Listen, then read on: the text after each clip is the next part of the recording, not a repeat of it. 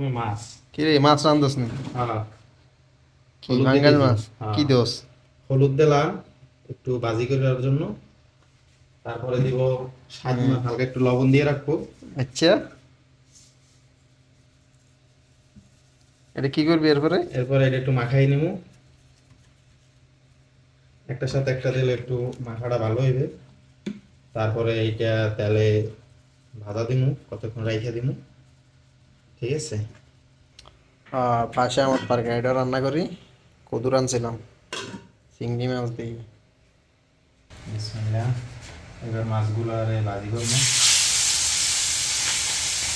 তুই গ্লাস কিচ্ছু করছিস, নিজে খাবি এটা। গ্লাস করছি কারণ হাতে মানে মানে পরে মরিচ লাগে, হাত ও, কাটা হয়ে যায়। গায়ে নাই কাপড়, তুই আবার গ্লাস মারো।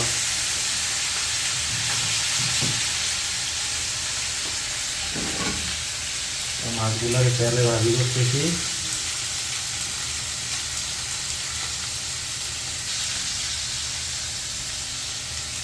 এইটার মধ্যে আসলে তাড়াতাড়ি রান্নাটা শেষ করার জন্য আবার অন্য পাতিলে মশলাটা কষাই নিতেছি।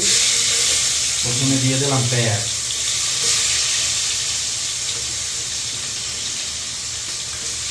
এরপরে পেঁয়াজটারে একটু হালকা লাল করে তারপরে বাকিগুলো দিয়ে দেবো। 2 মিনিট পেঁয়াজটা একটু দিয়ে মাছ ভাজা প্রায় হয়ে গেছে। এরপরে বাকি টমেটো আছে, টমেটো দিয়ে দিতেছি। রসুন কুচি, ভুলে দেবে না, রসুন কুচি, তারপর কাঁচামরিচ।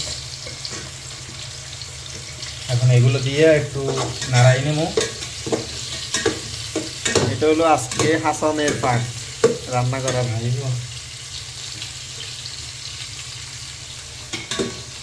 এত সাতটা এই আসছে। এখন আমি মশলাগুলো দিয়ে দিব। দেখো, 1 চা চামচ হলে মাশাআল্লাহ, মশলা বেশি খাওয়া ঠিক না, অল্প অল্প মশলা দিই। আবার মরিচের গুঁড়ো হইছে? না। তারপরে এইটা হলো যে জিরের গুঁড়ো।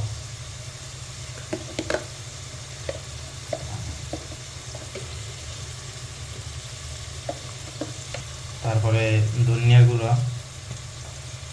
মশলা দেওয়া শেষ, এবার একটু নাড়া দিয়ে নিব। গরম পানি দিই,